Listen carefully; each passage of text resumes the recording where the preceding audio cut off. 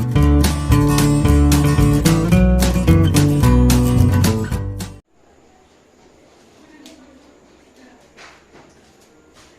दोस्तों, मेरा नाम है मयंक और आप देख रहे हैं ट्रांसफॉर्मेशन विद एजुकेशन चैनल। तो स्वागत करते हैं तो मैं आपका हमारे ट्रांसफॉर्मेशन विद एजुकेशन चैनल पर। तो आइए हम शुरू करते हैं हमारी सीरीज इंटरनेशनल रिलेशन की, जिसमें हमने वर्ल्ड सिनेरियो 1945 टू प्रेजेंट जो फर्स्ट चैप्टर था हमारा वो कंप्लीट किया है। As you know, we have divided the first chapter of world scenario in 3 periods. First period, second period and third period. In first period we have studied about the activities and the facts related to the timeline of 1945 to 1990. And in the second period we have studied about the facts and history of the timeline between 1990 to 2001. And in the third period we have read the facts and history about from the timeline of 2001 to present scenario. So in 3 periods के बाद now we have completed the first chapter of the international relation. Now we move to second chapter, that is Indian foreign policy. I have written here foreign policy. I have not written Indian here because before knowing what's Indian foreign policy is from 1947 to present, we have to know about what is foreign policy. Foreign policy are the general objectives that guide the activities and relationships of one state in its interactions with other states. So the basic meaning of this sentence is that the general objectives, it is general objective that guide the activities, मतलब किसी भी state के activities और relationships को guide करने का ये objective है, ये कुछ फैक्ट है, उसके कुछ प्रिंसिपल्स है of one state to other state, किसी भी स्टेट का जो व्यवहार करने का तरीका है। जैसे हम इंडिया यूएस के साथ कैसे व्यवहार करते हैं, अच्छा व्यवहार करते हैं, और इसमें अलग अलग टाइप के व्यवहार आते हैं, कल्चरल, ट्रेडर, इकोनॉमिकल, मिलिट्री। तो उसी को हम लोग फॉरेन पॉलिसी बोलते हैं। नाउ अब यहाँ पे before going further, let me clear confusion which may arise that I have written here a state, so many people can think that we are talking about the relationships of one state to another state in India. Example, many people may think that I have been talking about the relationships between Bihar and UP, Bihar and Maharashtra, because these are states. Because we have read that there are 28 states in India. So let me clear that the word state written here is not representing the states which are present in India, which are within India. It is representing the whole nation as one entity in India. Means that ये जो state लिखा है इसको हम Nations बोल सकते हैं। यहाँ पे हमने पॉलिटिकल साइंस में भी एनसीईआरटी बुक्स में पढ़ा होगा कि वहां पे स्टेट आता है, ये कॉमनली यूज्ड है। किसी भी चीज को अगर हम बोलते हैं, ऐसे वर्ल्ड में 2 टाइप के स्टेट होते हैं, वेलफेयर स्टेट और पुलिस स्टेट। वेलफेयर स्टेट उन्हें कहते हैं जो इंडिया में है, जैसे जो लोगों की भलाई के लिए काम करते हैं और जो नियम कानून में ढील देख के लोगों की भलाई कर सकते हैं। रिजर्वेशन एक टॉपिक है, उस टॉपिक में लोग इसे इक्वालिटी के खिलाफ बोलते हैं, कुछ लोग बोलते हैं ये ठीक है, तो ये एक अलग एक डिबेटेबल टॉपिक है। लेकिन ये एक वेलफेयर स्टेट की निशानी है कि हम किसी जो पिछड़े वर्ग को रिजर्वेशन देके आगे बढ़ा रहे हैं। लेकिन जो पुलिस स्टेट होता है वो पूरी तरह से इक्वालिटी के आधार पर होता है। पुलिस स्टेट मतलब कि सबको समान मौका दिया जाएगा, चाहे वो पहले रेस में कितने भी पिछड़े हो। मतलब वो रेस 2 कदम पीछे शुरुआत कर रहा है, उससे कोई मतलब नहीं है, फिनिश लाइन सबके लिए सेम है। तो इसे हम पुलिस स्टेट बोलते हैं। तो वहां पे जो स्टेट वर्ड यूज होता है वो किसी एक स्टेट की, किसी जैसे यूएसए में 50 स्टेट्स हैं, जैसे उसमें टेक्सास, फ्लोरिडा, तो वो किसी फ्लोरिडा और टेक्सास के लिए यूज नहीं हो रहा है, ये स्टेट्स वर्ड पूरे यूएस के लिए यूज हो रहा है। चाइना में भी जिनजियांग, बीजिंग, वो जो स्टेट वर्ड है वो जिनजियांग और बीजिंग के लिए यूज नहीं हो रहा है, वो चाइना के लिए यूज हो रहा है। रशिया में भी मॉस्को है, तो वहां उसके लिए यूज नहीं हो रहा है। जैसे इंडिया में भी न्यू दिल्ली, मुंबई, बेंगलोर है, तो ये जो स्टेट वर्ड है पूरे इंडिया के लिए यूज हो रहा है यहाँ पर। सो यहाँ पे कंफ्यूज नहीं होना है। So that guide the activities and relationships of one state in the interaction with other states. तो किसी भी दूसरे स्टेट के साथ उसके व्यवहार को जो डिक्टेट करता है, जो डिराइव करता है और जो गाइड करता है, उसी को हम बोलते हैं फॉरेन पॉलिसी। उसकी किसी भी एक्टिविटीज को, उसके किस टाइप के रिलेशनशिप रखने हैं उसको। अब ये जो फॉरेन पॉलिसी है, कुछ फैक्टर्स होते हैं, मतलब ये डिराइव कैसे होते हैं, डिसाइड कैसे होते हैं। तो इनके डिसीजन के लिए 3 फैक्टर्स इंपॉर्टेंट है। और भी बहुत सारे फैक्टर्स होते हैं, पर 3 फैक्टर्स इंपॉर्टेंट होते हैं। पहला, डोमेस्टिक कंसिडरेशंस। आपकी डोमेस्टिक कंसिडरेशंस क्या है? डोमेस्टिक कंसिडरेशंस में आ गया आपको, जैसे कि आपकी जो रीजनल जो पॉलिटिक्स है आपकी जो कंट्री के अंदर, वो किस टाइप की है।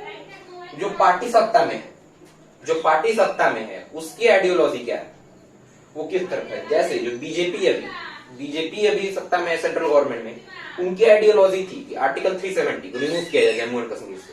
उनकी मैनिफेस्टो में ये बहुत पहले से था, तो फाइनली उन्होंने कर दिया ये 5 अगस्त 2019 को। कांग्रेस है, फिर और जो पार्टी उनके मैनिफेस्टो में नहीं था, उनके मैनिफेस्टो में दूसरे काम थे, तो उन्होंने वो किया। तो ये डोमेस्टिक कंसिडरेशंस को, तो ये तो खैर आर्टिकल 370 रिमूव करना तो खैर एक इंडिया का इंटरनल मैटर था। लेकिन और कुछ भी जैसे एक्सटर्नल, जैसे यूएन में रिप्रेजेंटेशन होंगे, उसमें क्या बोलना है, किस स्टेट को क्रिटिसाइज करना है। अगर किसी 2 देशों में युद्ध होता है, जैसे इजराइल और फिलिस्तीन का विवाद है, फिर आर्मेनिया और अजरबैजान का विवाद है, तो उन विवादों में किसकी साइड लेनी है, न्यूट्रल रहना है, किसकी साइड लेनी है, ये सब डिस्कशन, ये सब डोमेस्टिक कंसिडरेशन पे भी निर्भर करता है। तो policies and behaviour of other states, और जिस स्टेट के साथ हम रिलेशन रख रहे हैं उनकी पॉलिसीज क्या है, उनके बिहेवियर क्या है, ये भी इसमें डिसाइड होते हैं। जैसे कि अगर इंडिया पाकिस्तान के साथ स्वीट रिलेशन रखता है, लेकिन अगर पाकिस्तान बदले में स्वीट रिलेशन नहीं रखने आता है, तो इंडिया को कोई जरूरत नहीं है, तो इंडिया को सब पॉसिबल ही नहीं है। क्योंकि इंडिया अगर पाकिस्तान से डायलॉग करे, बात करे, और पाकिस्तान इंडिया में टेररिज्म फैलाए, स्पॉन्सर टेररिज्म, तो फिर इंडिया बात नहीं कर सकता उस तरह से। और जो इंडिया के प्लान्स क्या है, अपने फ्यूचर प्लान्स क्या है, अपने स्पेसिफिक जियोपॉलिटिकल जो डिजाइन है, कोई भी प्रोजेक्ट्स है, कोई भी अपने अगर बॉर्डर ही एक्सपेंड करना है इंडिया को, वैसे इंडिया ने अभी तक किया नहीं है ऐसा कभी, और लेकिन उसको एक्सपेंड करना है कि नहीं करना है, ये सब इसमें आते हैं। जैसे एग्जांपल चाइना चाहता है कि अरुणाचल प्रदेश भी उसे मिल जाए, सिक्किम भी मिल जाए और लद्दाख भी मिल जाए, और इसी के लिए वो 5 उसकी जो नीति थी वो 5 फिंगर वाली, इसमें वो लद्दाख, भूटान, नेपाल, सिक्किम और अरुणाचल प्रदेश को अपनी ये हाथ की 5 उंगलियां मान के और इन पे कब्जा जो करना चाहता था, तो उस नीति के तहत वो काम करता है और इंडिया के बॉर्डर्स पे एग्रेसिव रहता है, क्योंकि वो अपने जियोपॉलिटिकल डिजाइन को एक्सपेंड करना चाहता है। तो ये उनकी फॉरेन पॉलिसी है चाइना की, और इंडिया की फॉरेन पॉलिसी इससे अलग। इंडिया ने कभी भी किसी कंट्री पे इन्वेड करने के लिए फॉरेन पॉलिसी नहीं बनाई है अभी तक। और आपको जान के आश्चर्य होगा कि एक इंटरेस्टिंग फैक्ट अबाउट इंडिया है कि India had never invaded an country, any country in the last 1 lakh years. अपने 1 लाख ईयर्स की हिस्ट्री में इंडिया ने कभी भी किसी देश पर पहले आक्रमण नहीं किया। मतलब पहले 1947 के बाद इंडिया जो भी प्रेजेंट है, उसके पहले जो अखंड भारत था, इसमें अफगानिस्तान, पाकिस्तान, बांग्लादेश, नेपाल, भूटान, ये सब आते थे, तो इसमें कभी भी इंडिया ने किसी भी देश पे पहला आक्रमण नहीं किया। हमेशा इंडिया पे आक्रमण हुआ है, चाहे वो मुगल्स के द्वारा हो, ब्रिटिशर्स के द्वारा हो, वो सिर्फ इंडिया पे ही आक्रमण हुआ है। तो ये फॉरेन पॉलिसी है इंडिया की। और now we will talk about Indian foreign policy के बारे में बात करेंगे। और उससे पहले, उस बात करने से पहले, फॉरेन पॉलिसी में 2 प्रेफरेंसेस होते हैं, एक टेम्पररी प्रेफरेंसेस और एक परमानेंट प्रेफरेंसेस। जो टेम्पररी प्रेफरेंसेस होते हैं, टेम्पररी प्रेफरेंस यानी जो अस्थायी हित होते हैं किसी भी देश के, वो होते हैं, वो it change according to situation. Temporary preferences change according to situation, जैसे 1971 में जब इंडिया इंडो पॉक वॉर था, इंडिया और पाकिस्तान के बीच लड़ाई चल रही थी, तो इंडिया और पाकिस्तान, यूएसए ने पाकिस्तान का साथ दिया था और यूएसएसआर ने इंडिया का। उस समय इंडिया यूएसए के रिलेशंस खराब थे, लेकिन अभी इंडिया और यूएसए के रिलेशंस अच्छे हैं। तो ये अकॉर्डिंग टू सिचुएशन चेंज हुआ है। अभी इंडिया और यूएसए को एक दूसरे की जरूरत है, तो अकॉर्डिंग टू ये चेंज हुए।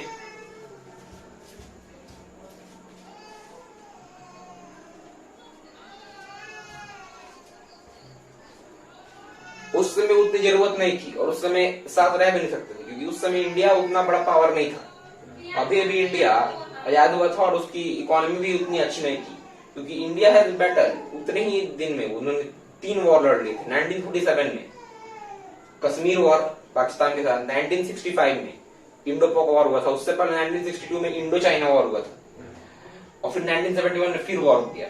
तो उस समय इंडिया की इकोनॉमी भी अच्छी नहीं थी, यूएसए की इकोनॉमी उस समय अच्छी थी, तो यूएसए इंडिया को डिक्टेट करने जा रहा था, पर यूएसएसआर की मदद से ऐसा हो नहीं पाया। तो उस समय इंडिया यूएसए के रिलेशंस खराब थे, लेकिन अब अच्छे हैं। अकॉर्डिंग टू सिचुएशन ये चेंज हो गए, यूएसए के लिए भी और इंडिया के लिए भी। लेकिन जो कुछ गाइडिंग प्रिंसिपल्स थे, कुछ जो परमानेंट प्रेफरेंस होते हैं, वो कभी भी चेंज नहीं हुए। जैसे talks of peace, development and harmony. India ने हमेशा पीस की बात की है, डेवलपमेंट की बात की है, वर्ल्ड पीस की बात की है, एंटी टेररिज्म स्टैंड अपनाया है, और आज भी वही स्टैंड है, कोई बदला नहीं है। उसी तरह यूएसए भी हमेशा डेमोक्रेसी की बात करता है, वो भी अभी बदला नहीं है, वो शुरू से लेकर अभी तक। तो किसी भी चीज में, जैसे इंडियन कॉन्स्टिट्यूशन में एक बेसिक स्ट्रक्चर डॉक्ट्राइन है, जिसको पार्लियामेंट को भी पावर नहीं दिया गया है, सुप्रीम कोर्ट ने पार्लियामेंट को भी पावर नहीं दिया है कि उसमें वो चेंज कर सके। उसमें सेकुलरिज्म, डेमोक्रेसी, जुडिशियल रिव्यू ऐसे टॉपिक्स है। उसी तरह फॉरेन प्रिंसिपल्स में भी ऐसे प्रेफरेंसेस होते हैं, जो कोई भी अगर कंट्री चाहे भी, तो it's very difficult to change it. India अगर चाहे भी टेररिज्म को सपोर्ट करना, तो उसके रीजनल पॉलिटिक्स उसे अलाउ नहीं करेंगे, पर इंडिया को भी ऐसा स्टेट नहीं रहा जो करे। मैंने एक एग्जांपल दिया। तो इसी कारण से to advance some specific geopolitical designs, तो इंडिया ने कभी भी अपने जियोपॉलिटिकल डिजाइन्स को, हाँ उसके कुछ प्रोजेक्ट्स रहे हैं बॉर्डर पे कंट्रोवर्शियल, लेकिन उन्होंने कभी किसी दूसरे को घुसपैठ नहीं किया, जबकि इंडिया का हमेशा ऐसा हुआ है। तो लीव दैट, हम बात करते हैं अपने टॉपिक की। हमारे उस टॉपिक में कहा गया है कि इंडिया में इंडिया की जो फॉरेन पॉलिसी है, वो शुरू होती है 1957 से। तो उस समय से पहले तो ब्रिटिश इंडिया था। वो ब्रिटिश इंडिया में जो ब्रिटेन की पॉलिसी थी, लगभग वही इंडिया की पॉलिसी थी। इंडिया की इंडिपेंडेंट फॉरेन पॉलिसी,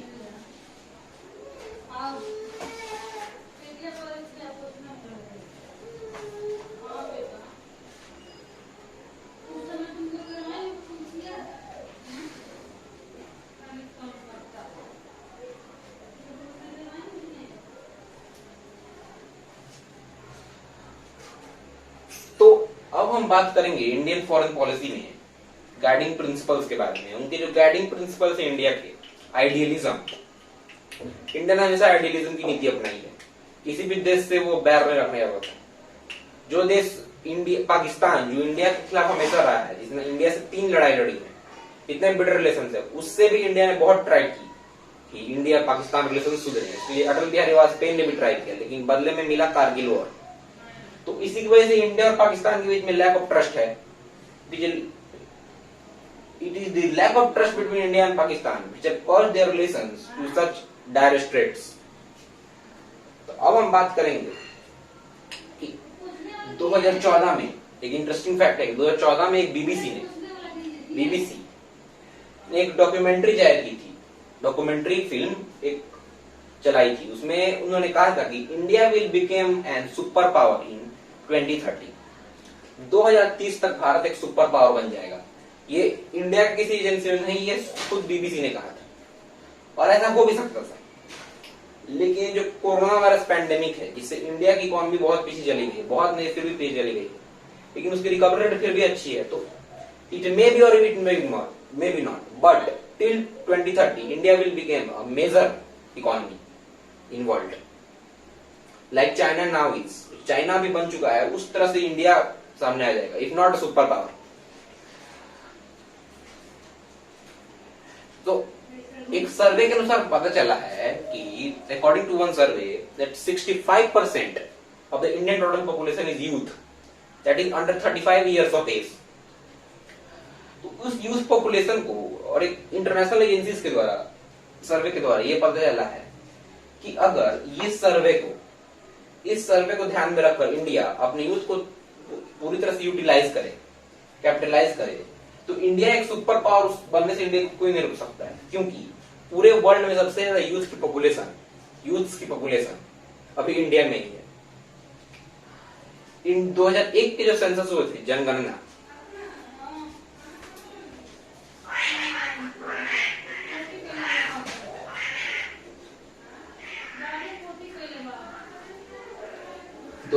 की जो सेंसस थे, उन सेंसस के अनुसार जो डिपेंडेंट पॉपुलेशन थी इंडिया की वो अर्निंग पॉपुलेशन से ज्यादा थी।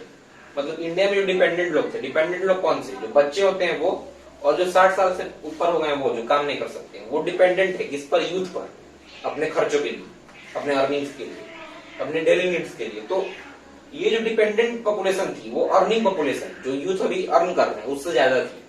तो ये एक चिंता का सबब था। लेकिन 2011 तक आते आते जो अर्निंग पॉपुलेशन थी वो डिपेंडेंट पॉपुलेशन से ज्यादा बन चुकी थी। मतलब डिपेंडेंट कम लोग थे और अर्न ज्यादा लोग कर रहे थे। तो ये इंडिया के लिए एक अच्छी खबर थी। इंटरनेशनल लेबर ऑर्गेनाइजेशन ILO की एक रिपोर्ट से उन्हें बताया गया कि अगर इंडिया अपनी यूथ को ठीक से कैपिटलाइज करे तो वो 35 से 40 करोड़ युवाओं को अपने यहाँ रोजगार दे सकते हैं, और बाकी जो 30 करोड़ लोग हैं उसको, युवाओं को स्किल देकर, स्किल सिखाकर, ट्रेनिंग देकर और कंट्रीज में भेज सकता है, जिससे वो लोग भी वहां से भी इंडिया को पैसा आना चालू हो। और एक अमेरिका की एक एजेंसी के सर्वे द्वारा पता चला है कि अमेरिका में जो लॉयर्स, डॉक्टर्स, इंजीनियर्स जो होते हैं उनमें 40% इंडियंस होते हैं। एक सर्वे में ये भी मालूम चला है कि इंडिया में 51% लोग बुद्धिमान होते हैं। तो ये है ना इंटरेस्टिंग फैक्ट्स। ये कुछ इंटरेस्टिंग फैक्ट्स हैं। इंडिया की जो इसरो है उन्होंने 104 सैटेलाइट्स को एक बार में भेजकर पूरे विश्व में इंडिया का डंका बजाया। पूरे विश्व में इंडिया का लोहा मनवाया उन्होंने, क्योंकि इस और ये बहुत कम खर्च में किया उन्होंने। नासा जो America primary America space agency and all the space agencies of the world of different countries are thinking and blinking that how that ISRO can do it with such low cost. Means that ISRO's one of the projects is worth less than a Hollywood movie. एक Hollywood movie थी उसमें जितना खर्चा नहीं लगा था, उसमें जितना खर्चा लगा था उससे कम खर्चे में, कम कॉस्ट में इसरो ने अपने सैटेलाइट्स स्पेस में लॉन्च किए थे।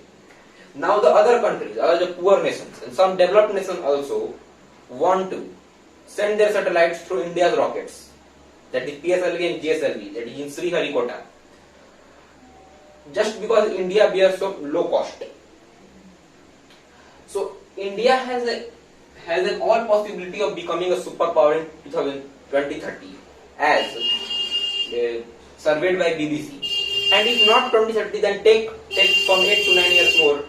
Till 2040 or till 2035, India will become a superpower. So, some major facts about India I have told you. So now we will thinking about the decision class of international relation of Indian foreign policy, and I am telling about the major facts about India, interesting facts about India. This is because before reading what is Indian foreign policy, you have to read about what India is. what India was, what India is, and what will India become. तो भारत क्या था, भारत वर्तमान में उसकी स्थिति क्या है और भारत क्या हो सकता है, और वो कैसे पता चलेगा कि भारत क्या हो सकता है। उसके अंदर की जो कैपिटल्स है उसके हिसाब से, जो प्रॉब्लम्स हैं उसके हिसाब से, और जो इंडिया की काबिलियत, जो स्ट्रेंथ है उसके हिसाब से। इंडिया में स्ट्रेंथ है, टैलेंट है, और उसको कैपिटलाइज करने की जरूरत है। और यहाँ पे एक प्रॉब्लम है, अगर ठीक से कैपिटलाइज नहीं किया गया तो India can become a threat to world. Now I am telling that threat to world. Some people may not like it, but how? If India has the world's largest youth population, then it can be misled. अगर इसको mislead किया गया तो ये जो youth population है वो gun उठा सकते हैं। टेररिज्म को अगर इन्होंने स्वीकार कर लिया तो ये इंडिया के लिए ही नहीं पूरे वर्ल्ड के लिए तो थ्रेट होंगे।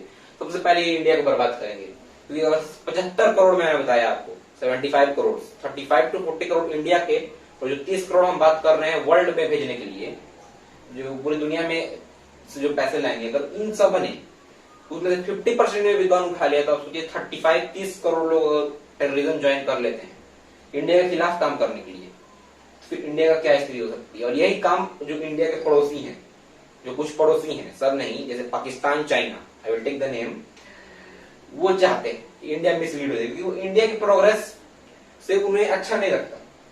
सो लेट्स लीव दैट, ये अलग टॉपिक है। हम कोई रोस्टर का है नहीं जो पाकिस्तान और चाइना को रोस्ट कर रहे हैं, लेकिन telling that.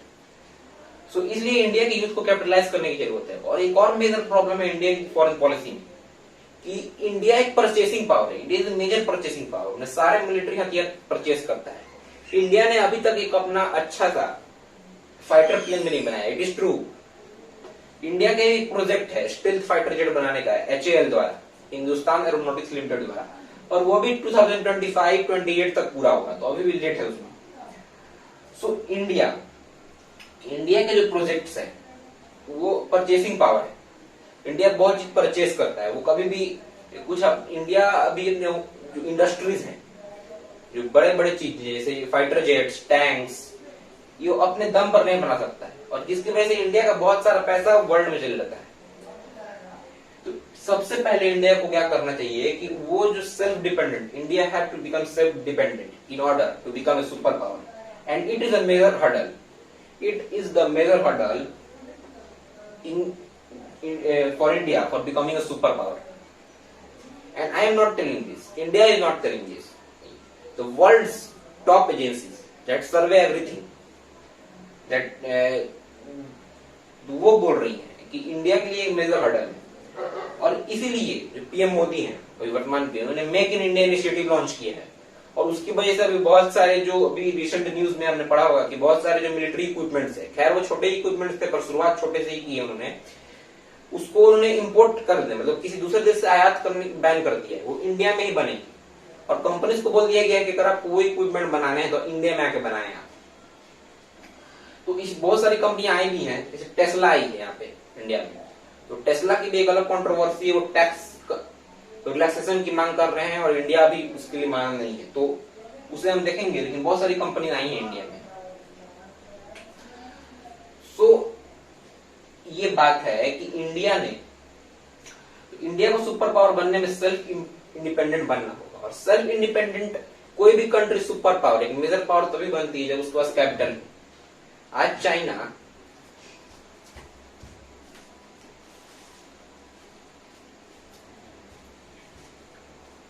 Today China is becoming a super power in Asia, in world also, just because they have capital. China का जो फॉरेक्स रिजर्व है वो इंडिया से 5 गुना है, 3100 के आसपास। तो उनके कैपिटल की वजह से लोग बोलते हैं कि कैपिटल भी होना चाहिए, रिसोर्सेज भी होने चाहिए और लेबर भी होने चाहिए। So India is very fortunate, India एक बहुत भाग्यशाली देश है। इंडिया में लेबर कूट कूट के भरा है, जैसे मैंने आपको बताया 75 crore, approximately 70 to 75 crore youths are present in India. So the labour is there, resources are not there because capital is not there. If capital will be there, then the resources will come. Resources क्या होते हैं? Machines, factories। तो भाई पैसा रहेगा तभी ना machine खरीदोगे। मशीन अगर दूसरे देश से मान लीजिए हम खरीद लें, मैन्युफैक्चरिंग मशीन खरीद ली, जैसे कि अगर हमें प्लेन फाइटर जेट बनाना है, उसके लिए अगर कोई हमें इक्विपमेंट की जरूरत है, मशीन की जरूरत है, तो हमने USA से खरीद लिया उसके लिए, पर वो मशीन को ज्यादा दाम में देंगे, तो हमें पता पैसा होगा हम खरीद सकते हैं उनसे, खरीद के हम फाइटर जेट बना लो, डोमेस्टिक फाइटर जेट, खर्चा भी कम लगेगा। तो ये सब है। तो इसके लिए इंडिया को सेल्फ डिपेंडेंट बनना होगा और उसके लिए कैपिटल जनरेट करना होगा। और किसी भी देश में, कंट्रीज, कोई भी देश कैपिटल कैसे जनरेट करता है? 4 तरीकों से। उसके जो टैक्स होते हैं जो लोगों पे लगाता है, इनकम पर, जो गवर्नमेंट की इनकम होती है, और इनकम भी टैक्स से ही होती है, इनकम टैक्स लेती है, टोल टैक्स जो आप देते हैं, पेट्रोल में जो होता है उसमें भी टैक्स लगता है, GST है उस पर। फिर जो लोन देती है गवर्नमेंट, जो बैंक्स होते हैं वो लोन देते हैं, तो उस पर जब इंटरेस्ट देते हैं वो, फिर जो इंटरनेशनल ऑर्गेनाइजेशन से लोन लेती है, जैसे वर्ल्ड बैंक हो गया, IMF हो गया, इंटरनेशनल मॉनेटरी फंड, वो, और जो लास्ट इन्वेस्टमेंट जो होते हैं, जैसे जो शेयर मार्केट में इन्वेस्ट करते हैं लोग, उससे भी गवर्नमेंट इनकम। तो ये जो 4 तरीके होते हैं, और इसलिए जो PM मोदी उन्होंने 3D नीति अपनाई है इंडिया को सुपर पावर बनाने में, एक नेसेंट। तो इंडिया के लिए एक फैक्ट क्या होता है कि India is regional power, nascent global power. Now many people doesn't know the meaning of the word nascent. The nascent means होता है NASCENT, it is spelling। इसका मतलब होता है नवजात, मतलब अभी अभी ग्लोबल पावर बना है, and it is a potential super power But there are two major hurdles for India for becoming superpower. The first one is that the misleading of youths, and second one to become self-dependent. ये दोनों काम करने होंगे तभी जाकर misleading of youth रोकना होगा और जो ये जो ग्लोबल जो सेल्फ डिपेंडेंट बनना होगा तभी जाके ये सुपर पावर बन पाएंगे.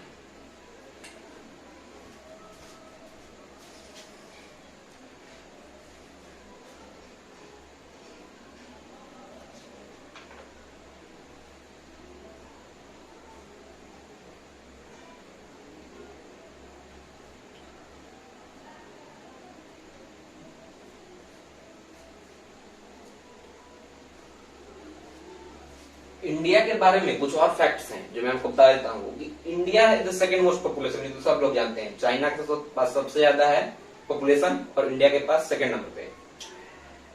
India is the third largest economy in terms of purchasing power parity. तो पीपीपी के टर्म्स में अगर इकोनॉमी देखें तो वो थर्ड लार्जेस्ट इकोनॉमी है. इसके अंदर है India is in purchasing power.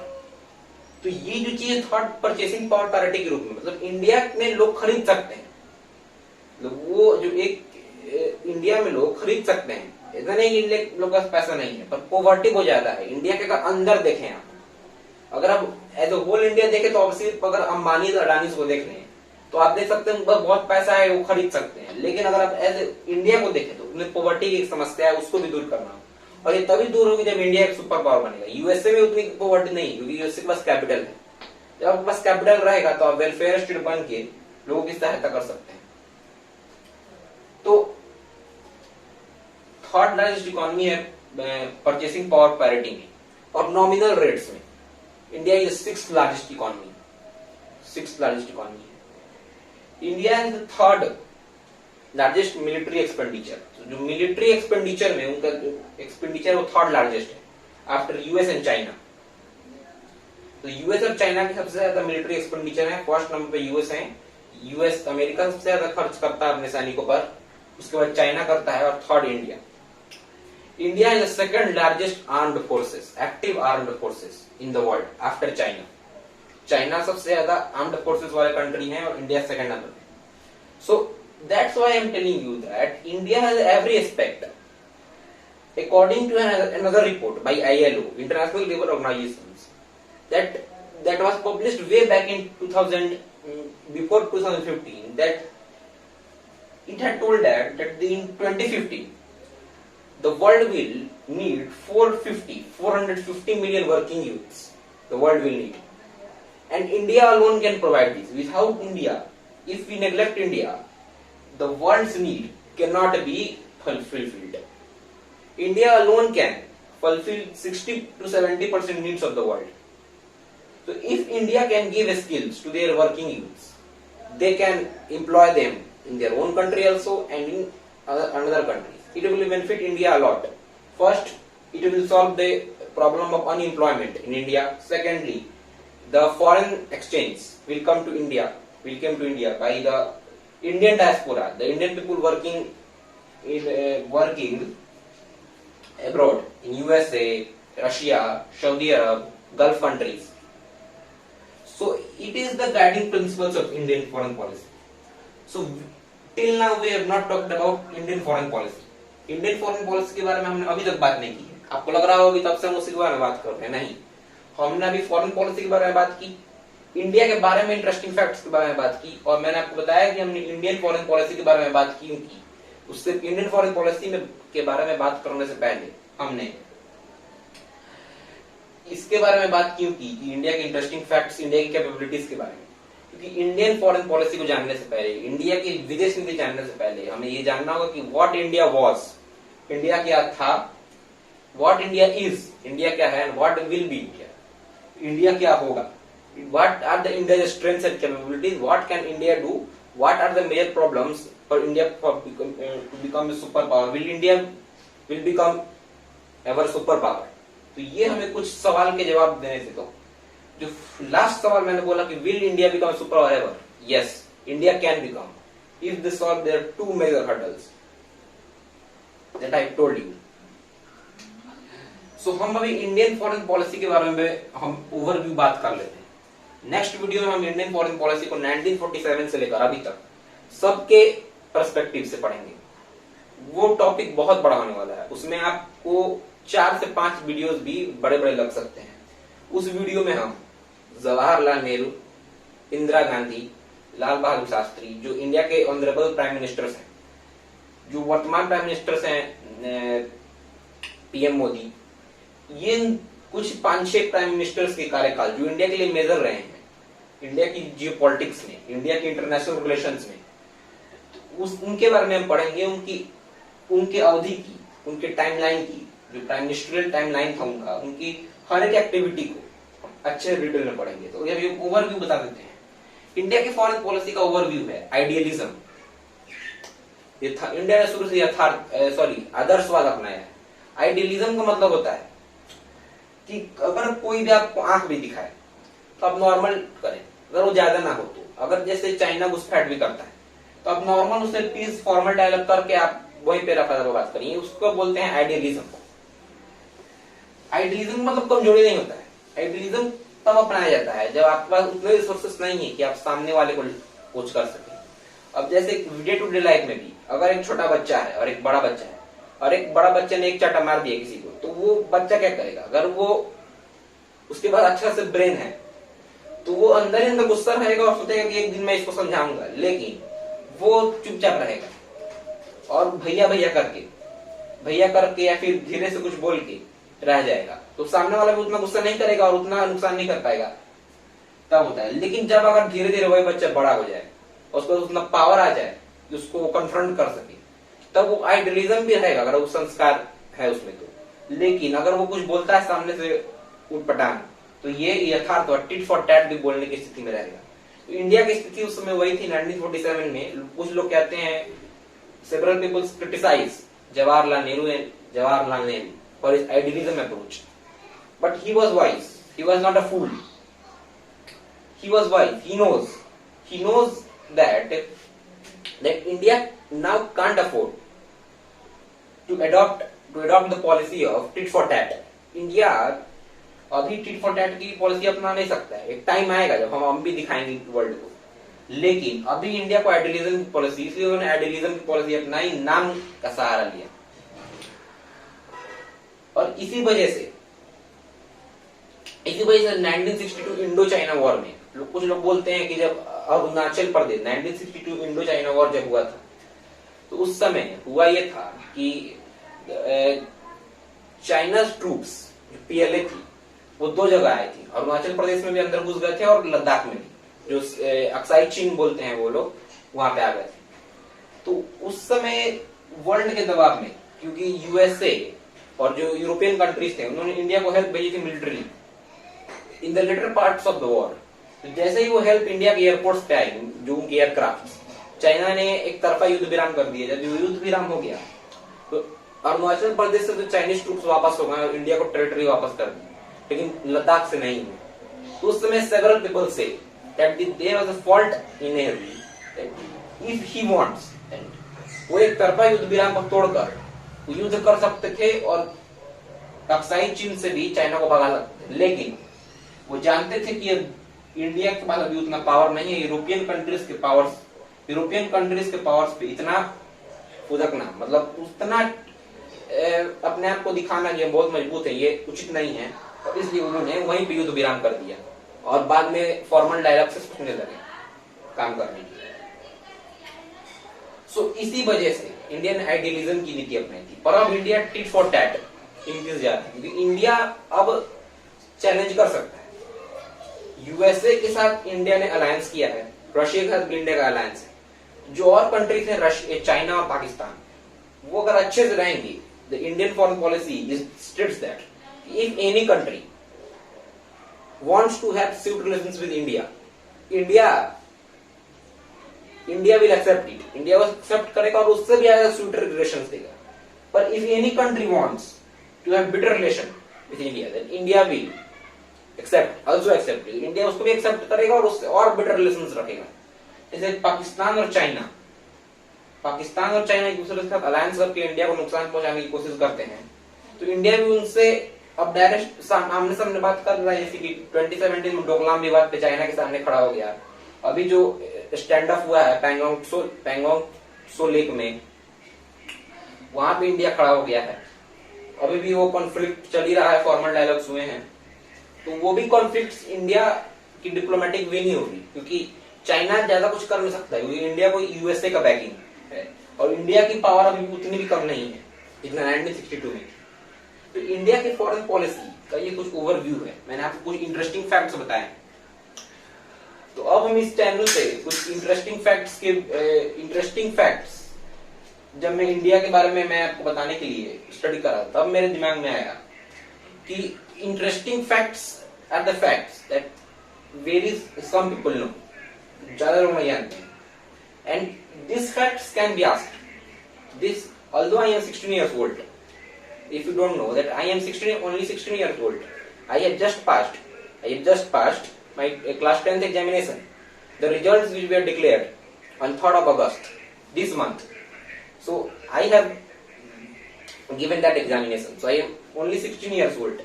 But I thought that in the UPSC examinations, these interesting facts can be helpful.